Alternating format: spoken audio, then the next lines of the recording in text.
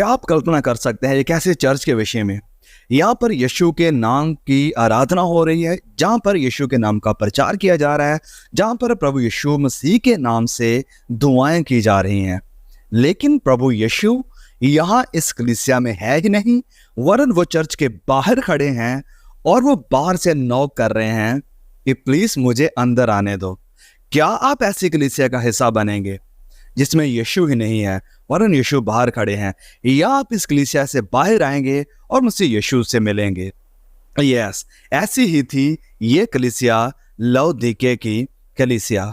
तो आज हम इस हमारे आखिरी चर्च जो 7वां चर्च है, ऑफ कोर्स प्रकाशित वाक्य का, उसकी स्टडी करने वाले हैं। अगर आपने पिछले एपिसोड्स नहीं देखे हैं तो मैं आपसे रिक्वेस्ट करूंगा कि इस वीडियो को देखने के बाद प्लीज आप उन वीडियोस को जाकर जरूर विजिट करें। इंट्रोडक्टरी वीडियोस है जो कि प्रकाशित वाक्य के ऊपर है, बहुत ही जरूरी है अगर हम प्रकाशित वाक्य में आगे बढ़ना चाहते हैं तो प्लीज उन वीडियोस को जरूर देखना, क्योंकि इस प्रकाशित वाक्य की स्टडी हम कंटिन्यू करने वाले हैं।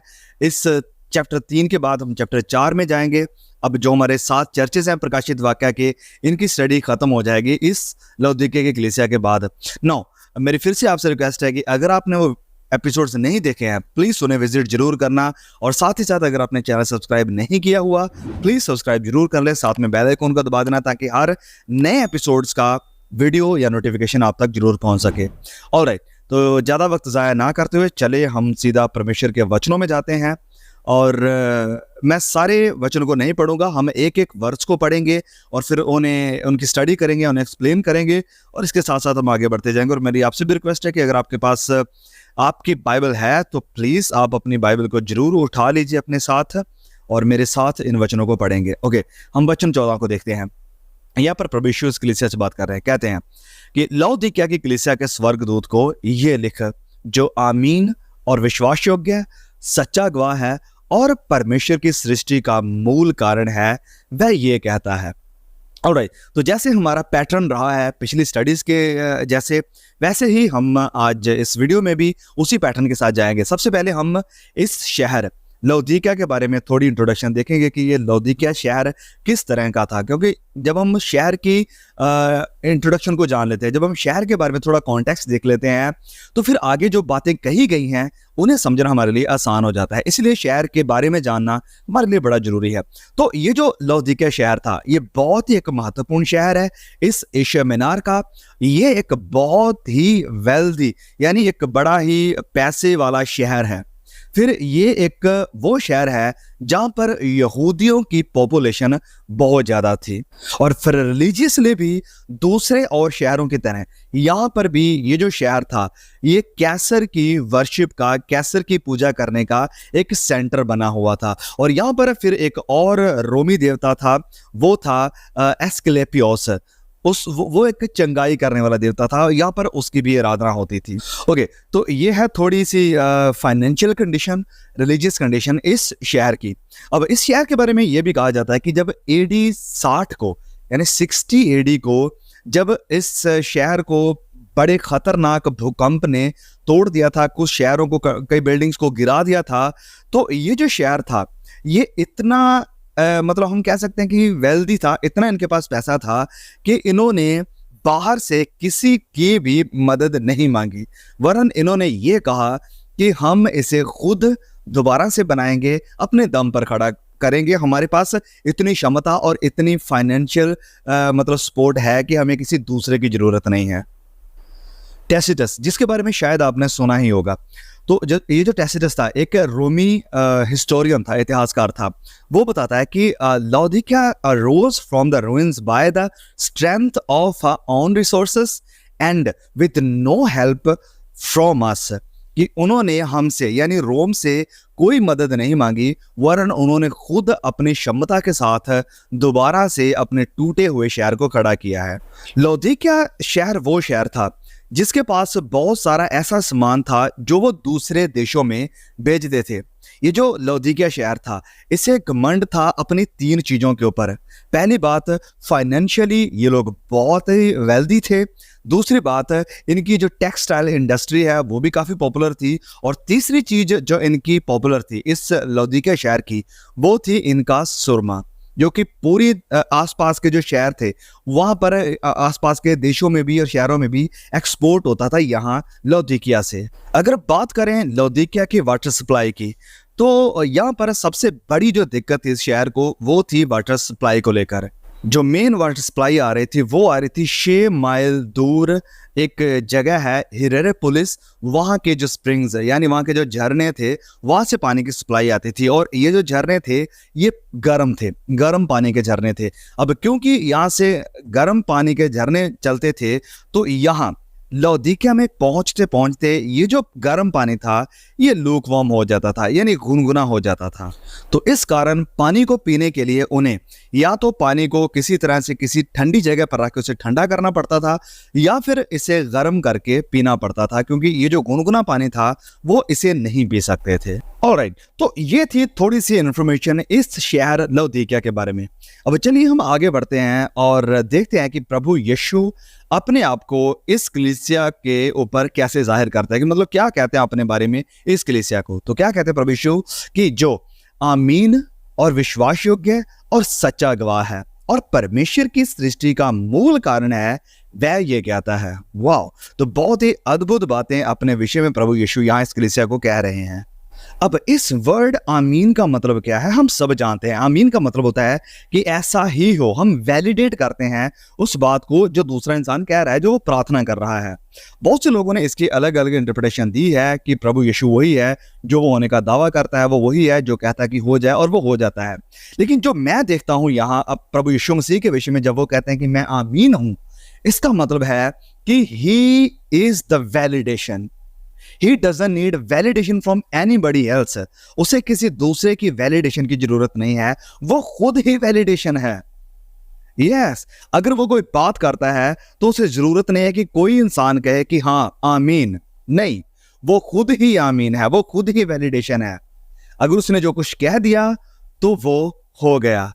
He validates himself and doesn't need anybody else validation। और किसी दूसरे के आमीन की उसे जरूरत नहीं है, वो खुद ही आमीन है।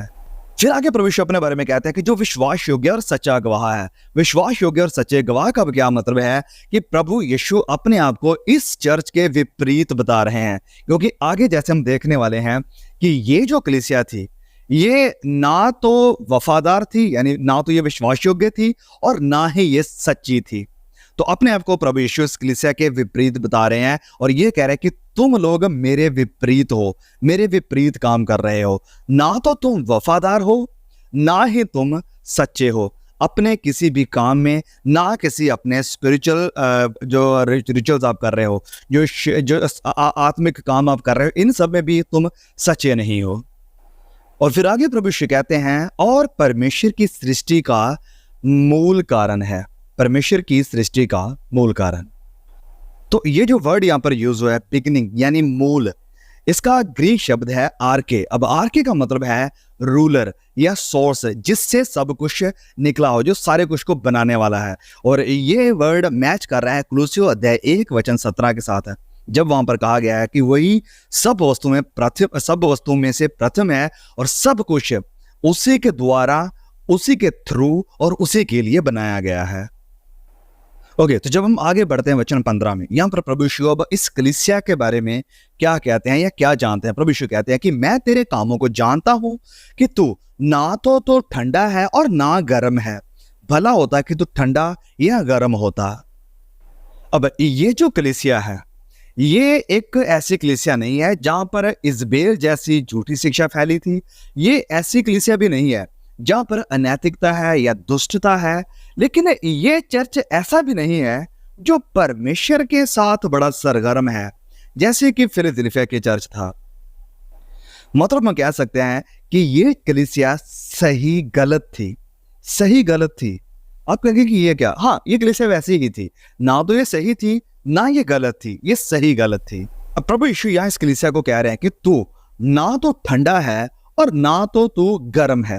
अब प्रभु यीशु जब इस कलीसिया को उनकी ये तस्वीर दिखा रहे हैं कि तुम देखो ना तो ठंडे हो ना गर्म हो, तो ये चीज ऑटोमेटिकली या हम कह सकते हैं बहुत जल्द कनेक्ट हो जाएगी इस कलीसिया के साथ, लौदीकिया की कलीसिया के साथ, क्योंकि ऐसा ही पानी इनके पास पहुंच रहा था जिसे वो पीते थे, जो ना ठंडा था ना गर्म था।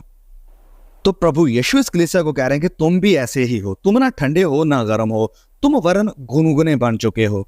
गुनगुने होने का, ना ठंडे होने का ना गर्म होने का मतलब ये है कि तुम कंप्रोमाइज कर चुके हो। ये जो ठंडा होना और गर्म होना है, यानी ये गुनगुना होना है, ये एक ऐसे गेम खेलता है कि हम मिडल में रहना चाहते हैं। हम ज़्यादा रिलीजियस भी नहीं होना चाहते हैं कि ये बड़ा धर्मी है, और बड़ा संसारिक भी नहीं होना चाहते हैं कोई देख करके कि ये तो बड़ा पापी बंदा है, तो हम ऐसे भी नहीं देखना चाहते हैं। हम मिडल में खेलना चाहते हैं कि किसी को भी परेशान ना करें, ना उनको परेशान करें जो मसीही हैं और ना उनको परेशान करें जो गैर मसीही हैं। हम बीच में खेलना चाहते हैं, बीच का रास्ता चुनना चाहते हैं। लेकिन प्रभु यीशु कहते हैं कि मुझे ये रास्ता बिल्कुल पसंद नहीं है, इसीलिए वो आगे कहते हैं कि मैं तुझे अपने मुंह से उगलने पर हूं। फिर आगे प्रभु यीशु कहते हैं कि भला होता कि तू या तो ठंडा होता या गर्म होता। यस, भला होता कि या तो ठंडा होता या गर्म होता। तो प्रभु यीशु चाहते हैं कि हमारे जो दिल है ये लगातार सरगर्म होने चाहिए, लगातार सरगर्म रहने चाहिए प्रभु यीशु के लिए, उसके लिए भी और दूसरे जो हमारे विश्वासी भाई बहन हैं उनके लिए भी। ये जो वेदी की आग है जिसका जिक्र हमें लेवी अवस्था अध्याय 6:13 में देखने को मिलता है, उस आग की तरह जो कभी बुझती नहीं थी, वो आग लगातार हर वक्त जलती रहती थी। तो जब प्रभु यीशु भी कहते हैं इस कलीसिया को कि भला होता कि तू या तो ठंडा होता या गर्म होता, तो प्रभु यीशु की कहने का ये मतलब है कि ये जो डिसेप्टिव गेम आप खेल रहे हो, मिडिल ग्राउंड की गेम जो आप खेल रहे हो कि हम बीच का रास्ता चुनेंगे और आप ऐसा करने की कोशिश कर रहे हो कि हम संसार को भी खुश करें और परमेश्वर को भी खुश करें, हम संसार को भी कमा लें और प्रभु यीशु को भी कमा लें, तो ये नहीं चलेगा। आपको एक तरफ होना पड़ेगा, या इधर या उधर, इधर दिस और दैट, लेकिन both of these will not work. ये काम नहीं चलेगा, मिडिल ग्राउंड का रास्ता नहीं चलेगा। तुम्हें एक रास्ता अपनाना पड़ेगा, या तो आप सक्रिय मार्ग पर आ जाओ या फिर आप खुले मार्ग पर चले जाओ, लेकिन मिडिल वाला जो रास्ता आपने पकड़ा है ये आपको कहीं का नहीं छोड़ेगा। ये जो मिडिल का रास्ता है ये यूजलेसनेस का रास्ता है, मतलब कि यहाँ पर बेकार है सब कुछ। मतलब यहाँ पर पानी की जब हम बात करते हैं कि तो या तो ठंडा होता है या गर्म होता है, जब प्रभु यीशु बात कर रहे थे, तो यहाँ पर जो गर्म पानी होता है, आज भी हम जानते हैं कि अगर कोई बीमार होता है तो डॉक्टर सलाह देते हैं कि गर्म पानी पियो। गर्म पानी जो होता है वो हीलिंग का काम करता है हमारे शरीर में, और जो ठंडा पानी होता है वो रिफ्रेशमेंट का काम करता है, हमें रिफ्रेश करता है अगर बहुत ज़्यादा गर्मी से हम बाहर निकले हैं।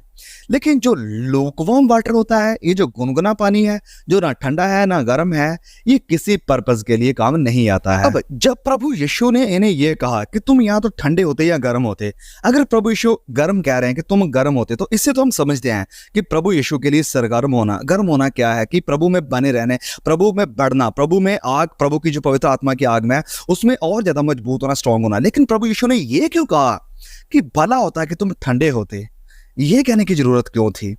क्योंकि देखिए, अगर आप ठंडे हैं, अगर आप ठंड में हैं, ठंड महसूस कर रहे हैं, तो फिर आप देख सकेंगे कि आपको जरूरत है, ओके, और आपकी ये जो जरूरत है ये फिर आपको खींच कर लाएगी गर्मी की तरफ कि मुझे गर्मी की जरूरत है।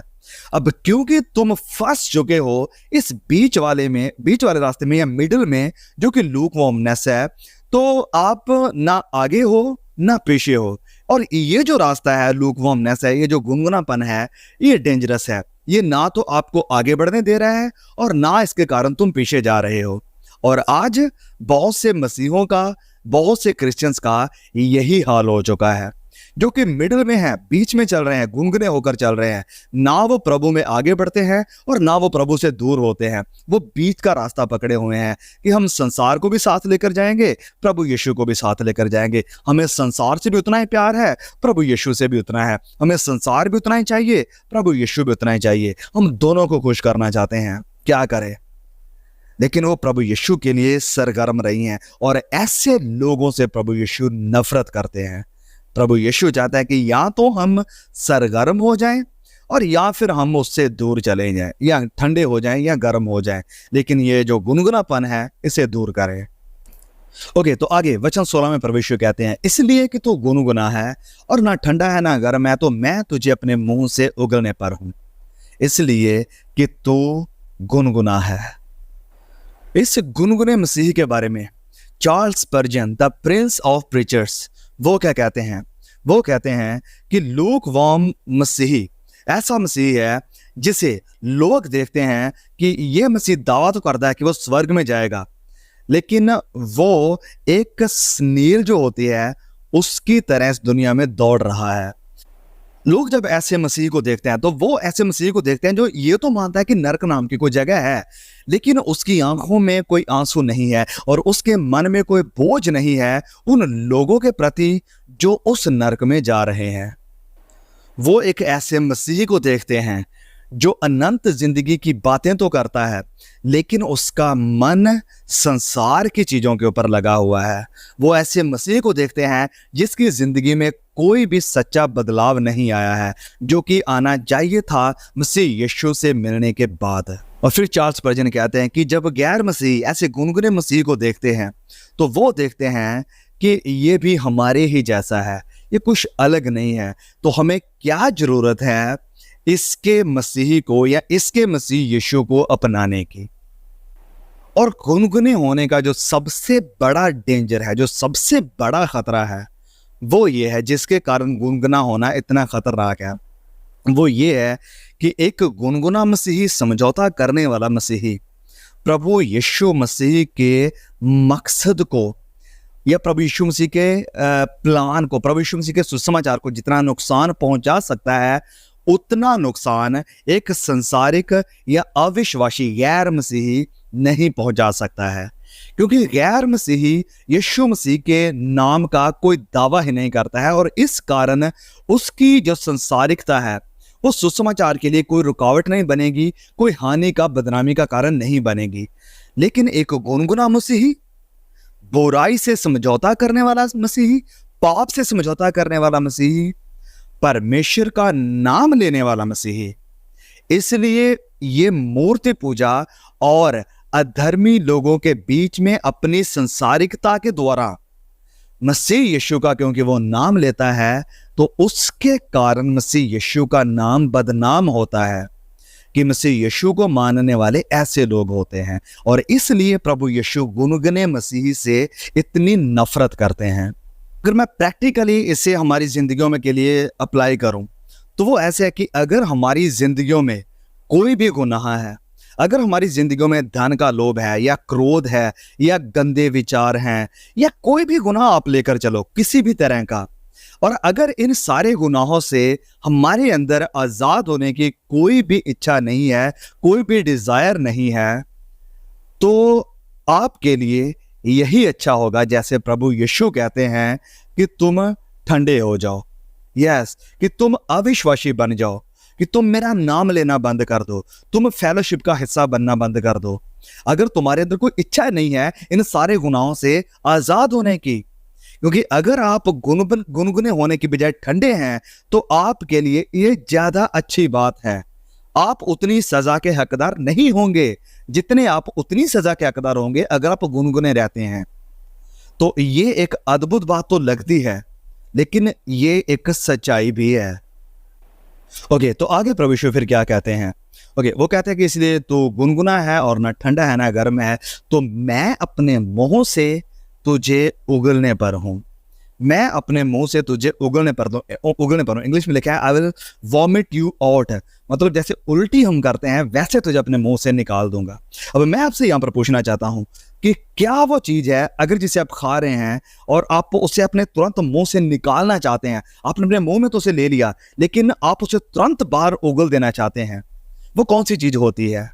वेल, आपका बिल्कुल सही जवाब यही होगा कि वो चीज है जो हमें बिल्कुल भी अच्छी नहीं लगी, जिसमें कोई हमें टेस्ट नहीं लगा और जो बिल्कुल भी इतनी बदती थी कि अंदर हमारा मन खराब होना शुरू हो गया। हम नहीं चाहते कि वो हमारे अंदर जाए, हम नहीं चाहते वो हमारे शरीर का हिस्सा बने, तो इसलिए हम उसे तुरंत बाहर निकाल देते हैं। तो यहाँ लूकवार्म गुनगुने मसीह के साथ भी प्रभु यीशु कहते हैं कि मैं ऐसा ही करने वाला हूँ। ये वो लोग हैं जिन्हें मैं अपने अंदर जाने नहीं देना चाहता हूँ, जिन्हें मैं अपने शरीर का, अपनी बॉडी का हिस्सा बनाना नहीं चाहता हूँ। ये मेरे मन को इतना खराब लगते हैं, इनके अंदर कोई टेस्ट नहीं है, बिल्कुल भद्दा टेस्ट है इनका, इसलिए मुझे ये पसंद नहीं है और मैं उगल दूंगा अपने मुंह से इन्हें। तो मेरे प्रिय भाइयों, मेरी बहनों, आइए हम सब अपने आप को परखें और देखें कि कहीं हम भी ऐसे गुनगुने मसीह तो नहीं बन गए हैं जो ना प्रभु के लिए सरगर्म है और ना ही हम उसके लिए ठंडे हैं, जो ना तो विश्वासी हैं ना अविश्वासी हैं। तो इस दशा से प्रभु बहुत नफरत करते हैं। और अगर आप पाए जाते हैं इस गुनाह में, तो कहीं ऐसा ना हो कि वक्त आने पर या न्याय के दिन प्रभु हमें उगल दे, अपने परिवार का, अपनी बॉडी का, अपने राज्य का हिस्सा बनने से हमें मना कर दे। आइए आज हम अपने आप को परख कर अपने गुनाह से पश्चाताप करें और प्रभु के लिए सरगर्म होने का फैसला लें। दुआ प्रार्थना में, वचनों में, खुदा के साथ फेलोशिप में स्ट्रांग होने का फैसला लें। और आगे फिर लिखा है वचन 17 में, तू जो कहता है कि मैं धनी हूं और धनवान हो गया हूं और मुझे किसी वस्तु की घटी नहीं, और ये नहीं जानता कि तू अभागा और तुष और कंगाल और अंधा और नंगा है। तो यहां पर हम देख रहे हैं फिर से कि प्रभु यीशु इस कलीसिया की रियल सिचुएशन को जानते हैं और फिर इस कलीसिया को प्रभु यीशु के सम्मति एक एडवाइस भी दे रहे हैं। तो प्रभु यीशु फिर इस कलीसिया के बारे में क्या जानते हैं? वो कहते हैं कि तू अपने में कहता है कि मैं धनी हूं, धनवान हो गया हूं, मुझे किसी वस्तु की अब घटी नहीं है, जरूरत नहीं है। तो इस कलीसिया ने सबसे पहले अपनी तरफ देखा और कहा कि मैं धनी हूं। इन्होंने दूसरी तरफ फिर अपने आप को देखा और कहा कि धनवान हूं। तीसरी बार फिर उन्होंने अपनी तरफ देखा और कहा कि अब हमें किसी चीज की कोई जरूरत नहीं है। लेकिन ये कलीसिया प्रभु यीशु की उस बात के विपरीत थी, ऑपोजिट थी, जो प्रभु यीशु ने मत्ती अध्याय 5 वचन 3 में कही कि धन्य है वह जो मन के दीन हैं, blessed are the poor in spirit, कि जो आत्मा के गरीब हैं, मन के दीन हैं। उस फरीसी की तरह जिसका जिक्र लूका 18:9-14 में देखने को मिलता है, ये भी अपनी धार्मिक गतिविधियों, धार्मिक एक्टिविटीज, जूम मीटिंग कर ली हमने, आज जूम मीटिंग अटेंड करी, चर्च में भी हमने मीटिंग को अटेंड किया, एक बड़े अच्छे आत्मिक पास्टर को आज हमने सुना। तो उन्हीं सब चीज़ों में ये लोग भी लापरवाह हो चुके थे और इन्हीं सब चीज़ों के कारण अपने आप को वे आत्मिक और बड़े धर्मी समझ बैठे थे। लेकिन प्रभु की नज़रों में ये आत्मिक नहीं थे, प्रभु की नज़रों में ये धनवान नहीं थे, प्रभु की नज़रों में ये धर्मी नहीं थे। तो आज अगर हम अपनी ज़िंदगी में इसे अप्लाई करें तो हो सकता है कि हमारे मिशन में हमारा चर्च का पास्टर कहे कि ये बहुत आत्मिक भाई है या बहन है, हो सकता है हमारे चर्च के लोग कहें कि ये बड़ा आत्मिक भाई बहन है, हमारे हो सकता है फैमिली के लोग कहें कि ये बहुत ही हमारा लड़का अच्छा है, ये लड़की अच्छी है, बड़ी आत्मिक है। लेकिन लोग हमारे बारे में क्या सोचते हैं और हम हमारे बारे में क्या सोचते हैं, ये असल में प्रभु के लिए मायने नहीं रखता है। प्रभु के लिए मायने ये रखता है कि प्रभु यीशु हमें कैसे देखते हैं, उनका हमारे बारे में कहना क्या है, हमारा हमारे बारे में कहना क्या है, आसपास के लोगों का, समाज का हमारे बारे में कहना क्या है, ये मायने नहीं रखता है। प्रभु यीशु का हमारे बारे में कहना क्या है, ये असल में मायने रखता है। और ये कलीसिया के साथ भी यही प्रॉब्लम आ रही थी। ये बाहरी तौर पर तो सबके लिए सही नजर आते थे, लेकिन असल में प्रभु के सामने, प्रभु की नज़रों में ये बिल्कुल भी सही नहीं थे। और आराधना के दिन, संडे हो या सैटरडे हो या फ्राइडे हो, जब चर्च से इकट्ठे होते हैं, जो दावा करते हैं कि मसीह यीशु से हम प्यार करते हैं, लेकिन प्रभु यीशु की आज्ञा को, प्रभु यीशु की बातों को, प्रभु यीशु के वचनों को वो मानने के लिए तैयार नहीं है।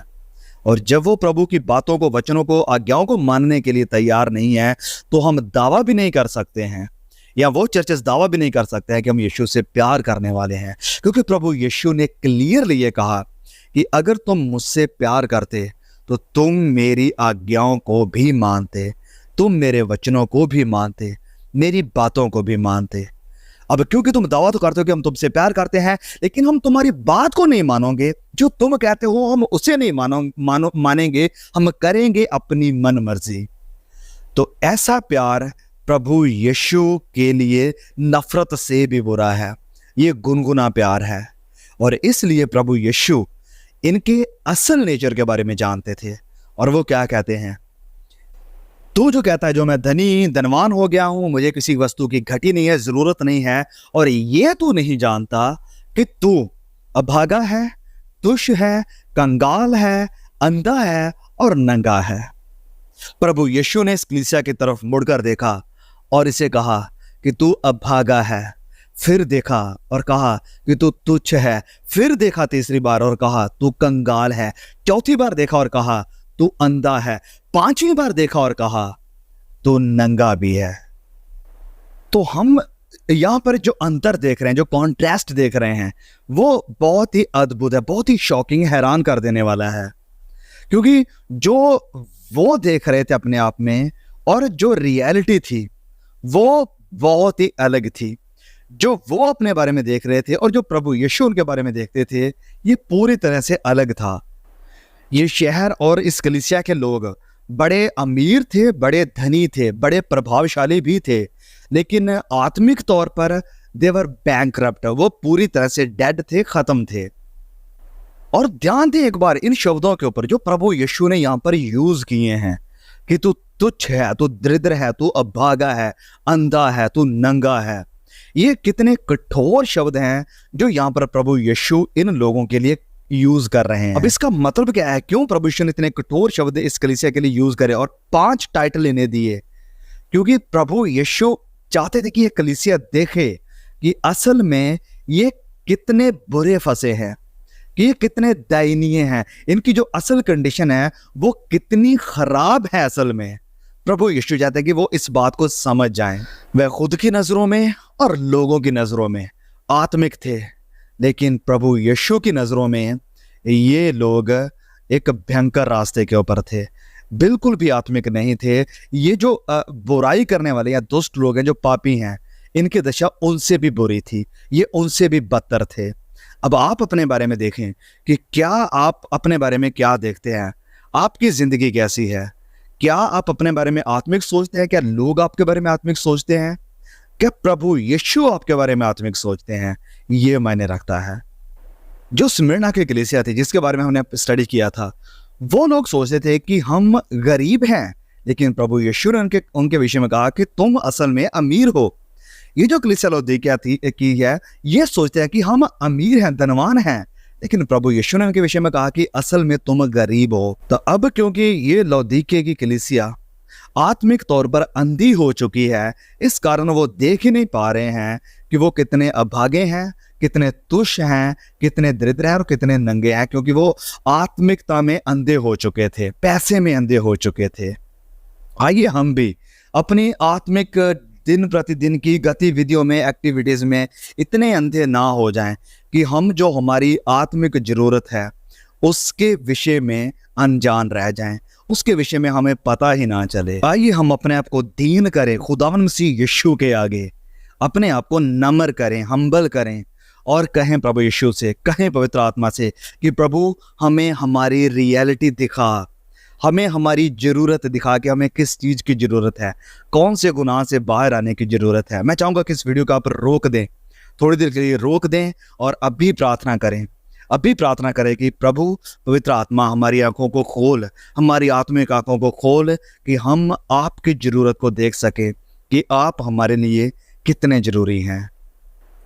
ओके, तो आगे वचन 18 में प्रभु यीशु कहते हैं, इसलिए मैं तुझे सम्मति देता हूँ कि आग में ताया हुआ सोना मुझसे मोल ले, कि धनी हो जाए, और श्वेत वस्त्र ले ले कि पहनकर तुझे अपने नंगेज की लज्जा ना हो, और अपनी आंखों में लगाने के लिए सुरमा ले कि तू देखने लगे, कि तेरा अंधापन दूर हो जाए। तो प्रभु यीशु फिर भी इस कलीसिया को सलाह दे रहे हैं, भले ही इनकी कंडीशन इतनी बुरी है, लेकिन अभी भी इनके पास होप है, अभी भी इनके पास उम्मीद है, और प्रभु यीशु खुद इन्हें उम्मीद का रास्ता बता रहे हैं। तो जब प्रभु यीशु कहते हैं कि मुझसे खरीद ले, मुझसे ले ले सोना या वस्त्र या आंखों के लिए सुरमा, इसका मतलब यह है कि आत्मिक धन को पाने के लिए, यस, आत्मिक खजाना जो है उसे पाने के लिए तुम्हें कीमत चुकानी पड़ेगी। कई चीजें हैं जो तुम्हें सैक्रिफाइस करनी पड़ेगी, खुद की कई इच्छाएं हैं जिन्हें तुम्हें मारना पड़ेगा, खुद के कई प्लान्स हैं जिन्हें तुम्हें कैंसिल करना पड़ेगा, अगर हम खुदावंद मसीह यीशु के आत्मिक धन को पाना चाहते हैं। तो अगर सबसे पहली बात, जब प्रभु यीशु कहते हैं कि ताया हुआ सोना मुझसे ले ले, आग में ताया हुआ सोना, इसका क्या मतलब है?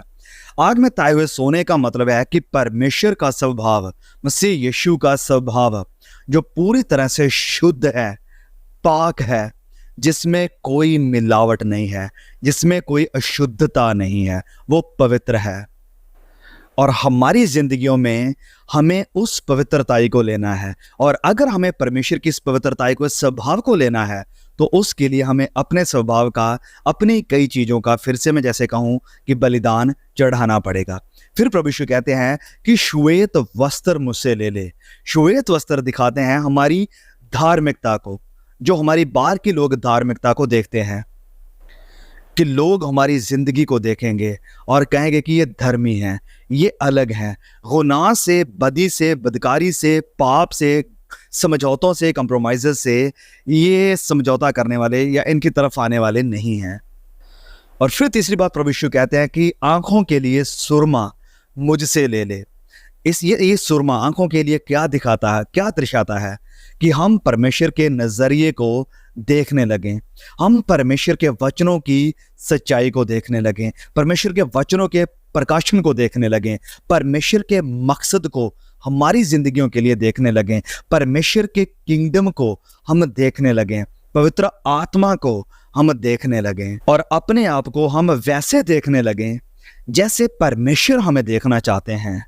और हमें इस दुनिया के धन दौलत, इस दुनिया का नाम, इस दुनिया की फेम, इस दुनिया का आदर सम्मान, इस दुनिया में लोग हमारी इज्जत करें, इस दुनिया में हमारा बड़ा नाम हो, मैं जहाँ कहीं मीटिंग के लिए जाऊँ तो मेरा बड़ा आदर होना चाहिए, मेरे लिए एक बड़ा टेबल लगना चाहिए, तो ये सारी चीज़ें हमारे लिए व्यर्थ हो जाएंगी।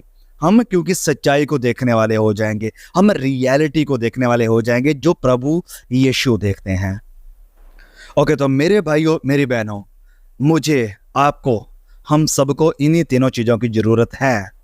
आज इस वक्त के लिए, जब जिस वक्त में हम रह रहे हैं, आग में ताया हुआ सोना, परमेश्वर का स्वभाव, प्रभु यीशु का स्वभाव, ये हमें चाहिए।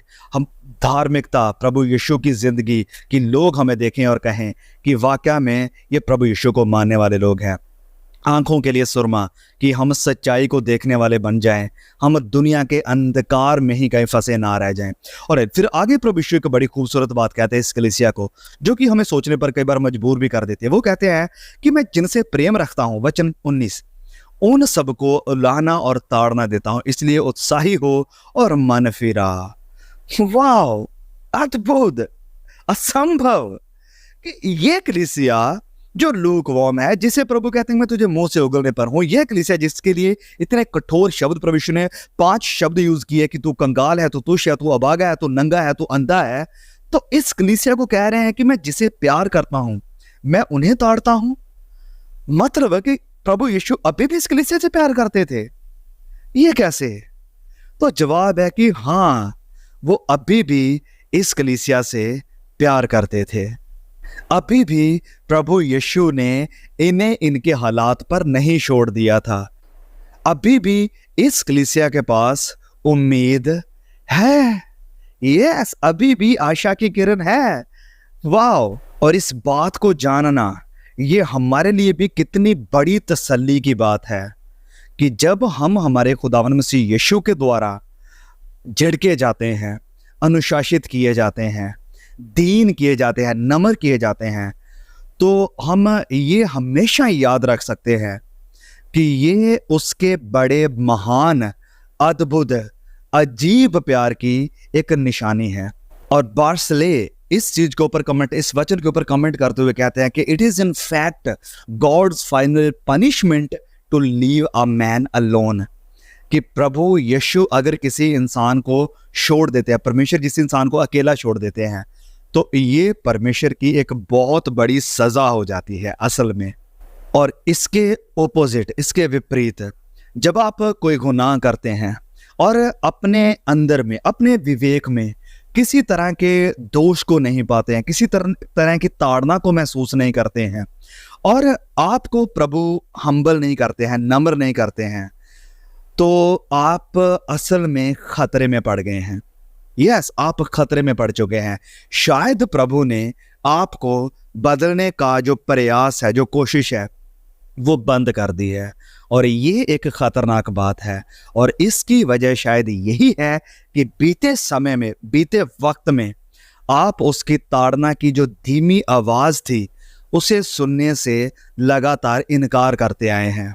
अब क्योंकि आप इनकार करते हैं तो हो सकता है कि प्रभु ने आपको आपके हालात पर छोड़ दिया, आपको कुछ बुरा महसूस नहीं होता है, आप गुनाह करते हैं, आपको लगता ही नहीं है कि आपने कोई गुनाह किया है, आप कुछ गलत कर देते हैं, आपको लगता ही नहीं कि आपने कुछ गलत कर दिया है, आप प्रभु के खिलाफ उसकी कोई आज्ञा को तोड़ देते हैं, आपको लगता ही नहीं कि आपने प्रभु के खिलाफ कुछ किया है। अगर ये हालात आ गए हैं आपके, तो मतलब है कि पवित्र आत्मा ने आपको छोड़ दिया है, प्रभु यीशु ने आपको अकेले छोड़ दिया है, और ये खुदा की सबसे बड़ी पनिशमेंट है।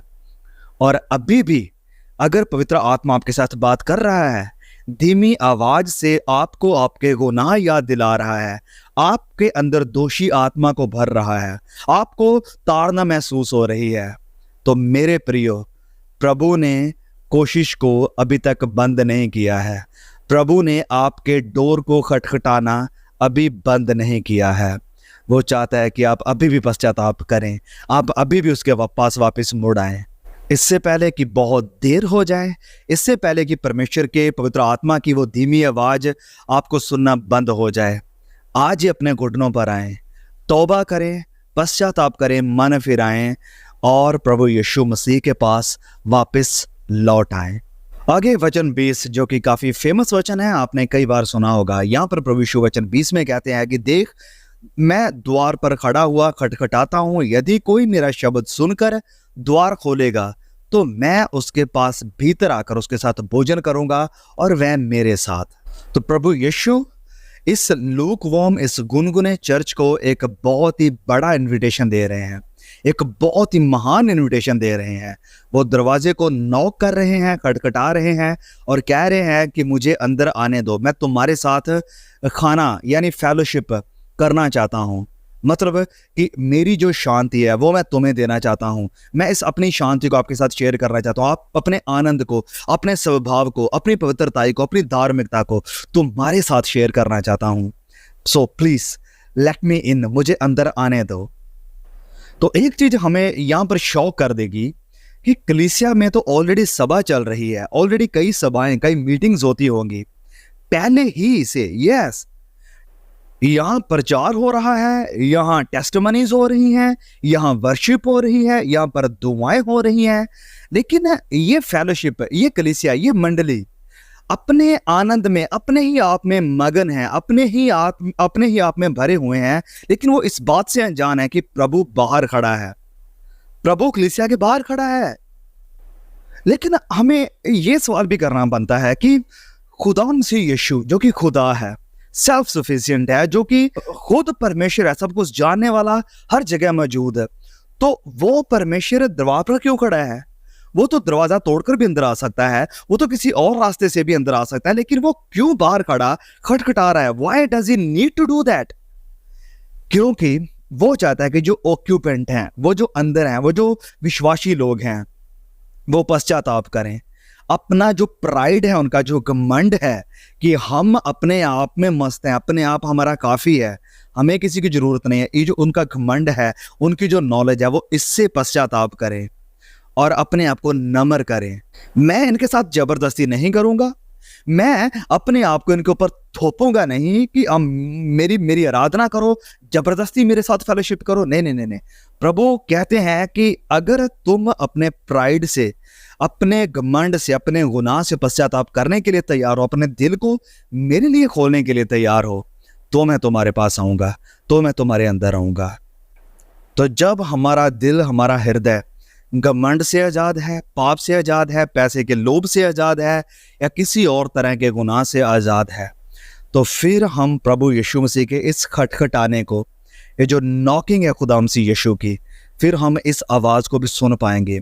और जब हम इस आवाज़ को सुन पाएंगे तो हम उसके लिए अपने दिल का दरवाज़ा खोल भी पाएंगे।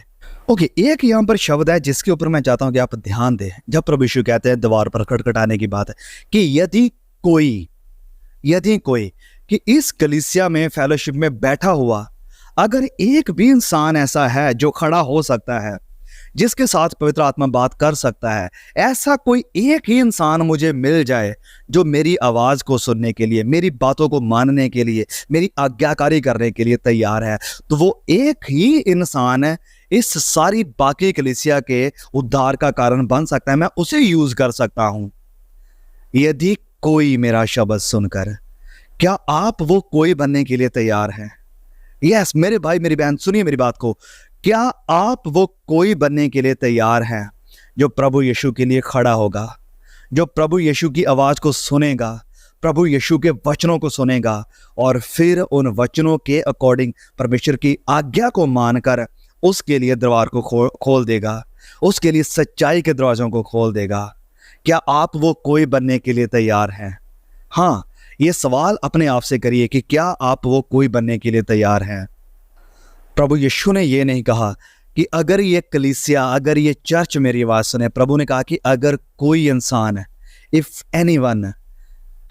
फिर आगे जो पश्चाताप या जो जय पाने वाला है उसके लिए रिवॉर्ड प्रभु यीशु बताते हैं कि जो जय पाए मैं उसे अपने साथ अपने सिंहासन पर बिठाऊंगा, जैसा मैं भी जय पाकर अपने पिता के साथ उसके सिंहासन पर बैठ गया। जो जय पाए, प्रभु यीशु ने कहा कि जैसे मैंने जय पाई। तो हर कलीसिया को हम देखते आ रहे हैं, सातों कलीसियाओं से प्रभु ने ये बात करी कि जो जय पाए, जो जय पाए, जो जय पाए, उसके लिए रिवॉर्ड की प्रभु यीशु ने बात करी। और आखिर में आकर लौदीकिया की कलीसिया को वो कहते हैं कि जैसे मैंने भी जय पाई और अपने पिता के सिंहासन पर बैठ गया। तो जय पाने की बात प्रभु हमें इसलिए कह रहे हैं क्योंकि वो खुद भी जयवंत हुए हैं। ऐसा नहीं कि उन्हें पता नहीं जयवंत होना क्या है और वो हमें कह रहे हैं कि जयवंत होना चाहिए। वो खुद इस फील्ड से खेल कर गए हैं, इसलिए वो हमें भी कह रहे हैं कि तुम भी खेल सकते हो, तुम भी इस फील्ड में से जयवंत हो सकते हो। तो सबसे पहला इंसान जो जयवंत हुआ वो हमारे खुदावन मसीह यीशु ही हैं। उन्होंने जय पाई इस शरीर के ऊपर। वचन में लिखा कि हर एक परीक्षा में वो परखे गए, लेकिन उन्होंने गुनाह नहीं किया। शरीर के ऊपर, संसार के ऊपर, संसार का हर लोभ उनके सामने भी आया, लेकिन संसार के लोभ के ऊपर भी उन्होंने जीत पाई। फिर शैतान के ऊपर, शैतान ने भी उसका सामना किया, शैतान के ऊपर भी उन्होंने जीत पाई। और ये तीनों चीज़ें हैं जिनका सामना आज मुझे, आपको, हम सबको करना पड़ता है। क्या है? संसार, शरीर और शैतान। और प्रभु कहते हैं कि हम भी इनके ऊपर जयवंत होने वाले बने। संसार हमें अपनी तरफ खींचना ले, हम संसार के ऊपर जीत पाए। शरीर हमें अपनी तरफ खींचना ले, हम शरीर के ऊपर भी जयवंत बने। शैतान हमें अपनी तरफ खींचना ले, हम इसके ऊपर भी जयवंत होने वाले बने। तो प्रिय भाइयों और बहनों, जो समझौतों के ऊपर जयवंत होते हैं, जो हर एक गुनाह के ऊपर जयवंत होते हैं, वही हैं जो प्रभु यीशु से एक स्पेशल रिवॉर्ड को पाते हैं। और प्रभु यीशु कह रहे हैं कि मैं भी इस रास्ते से होकर गुजरा हूँ। वो ऐसा नहीं कि मैं सिर्फ तुम्हें ही कह रहा हूँ। तो अगर प्रभु यीशु जयवंत हुआ है तो वो कहते हैं कि तुम भी जयवंत होगे। और जैसे पिता ने मुझे ऊंचा उठाया है, तो अगर तुम जयवंत होते हो, अगर आप कंप्रोमाइज़ नहीं करते हो, अगर आप शरीर, संसार, शैतान के ऊपर जयवंत हो जाते हो, तो एक दिन उसकी दुल्हन के रूप में, उसकी दुल्हन के रूप में तुम भी उसके सिंहासन पर बैठ सकते हो। दूसरा तिमोथियस 2:12 में यूँ लिखा है कि अगर हम धीरज से सहें, अगर हम धीरज से सहें तो उसके साथ राज्य भी करेंगे, उसके साथ राज्य भी करेंगे। और अगर आप इन सातों कलीसियाओं में से देखेंगे जिनकी अब तक हमने स्टडी करी है, सबसे बदतर या सबसे वर्स्ट चर्च ये है। लेकिन फिर भी इस कलीसिया के साथ जो वायदा किया है वो मैं देखता हूं कि शायद सबसे उत्तम है। सारे लोगों के साथ जो वायदा प्रभु ने किया, सारी कलीसियों के साथ, उन सब में से उत्तम है कि वो मेरे साथ राज्य करेंगे, मेरे साथ सिंहासन पर बैठेंगे। वाह, ये अद्भुत है। तो मेरे भाइयों, मेरी बहनों, आपके लिए भी आज भी उम्मीद है, आपके लिए अभी भी उम्मीद है।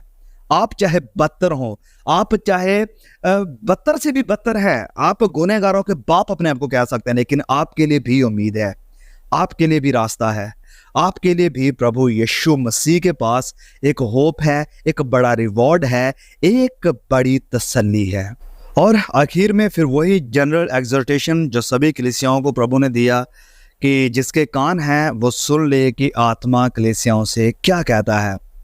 जिसके कान है, मतलब कि जिसके सुनने के कान है, जो सुनना चाहता है वो आज सुन ले कि आत्मा, पवित्र आत्मा तुम्हारे साथ क्या बात कर रहा है, आत्मा कलीसियाओं से क्या कहता है।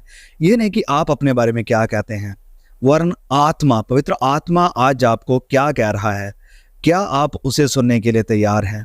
पवित्र आत्मा जो आपके साथ बात कर रहा है, क्या आप उस बात को सुनने के लिए तैयार हैं।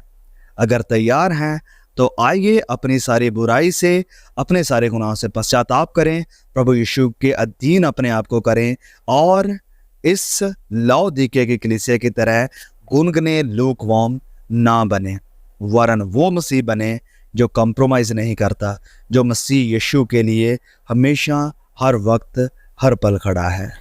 ऑल राइट, तो फाइनली ये थी प्रकाशित वाक्य अध्याय 2 और 3 की स्टडी, और यहाँ पर 7 कलीसियाओं का जो जिक्र है उसकी हमने स्टडी करी है। तो परमेश्वर के अनुग्रह से हमने इसे कंप्लीट किया है। कई रुकावटें आई, कई मुश्किलें आई, बड़ी रुकावटें आई कि हम इस स्टडी को रोक दें, लेकिन आप सब भाई बहनों की दुआओं से और आप सब भाई बहनों की सपोर्ट के कारण ये काम कंटिन्यू रहा और फाइनली हमने 7 चर्चेस की स्टडी करी। और मैं अपनी बात करूं तो मैं सच में बहुत ब्लेस हुआ हूं, क्योंकि मुझे परमेश्वर ने बहुत कुछ सिखाया है अपने इन वचनों के थ्रू, इन 7 कलीसियाओं के थ्रू। होप कि आप सब भी ब्लेस हुए होंगे। तो उम्मीद है कि आप सब लोग बहुत ब्लेस हुए होंगे। और मेरी आपसे रिक्वेस्ट है, आपसे दरख्वास्त है, विनती है कि प्लीज़ प्लीज़ प्लीज़ मेरे भाइयों, मेरी बहनों, इस वीडियो को, इस सारी प्लेलिस्ट को मैं इस चैनल के ऊपर बनाया हुआ है, प्लीज़ आप प्लेलिस्ट को लोगों के साथ शेयर करें।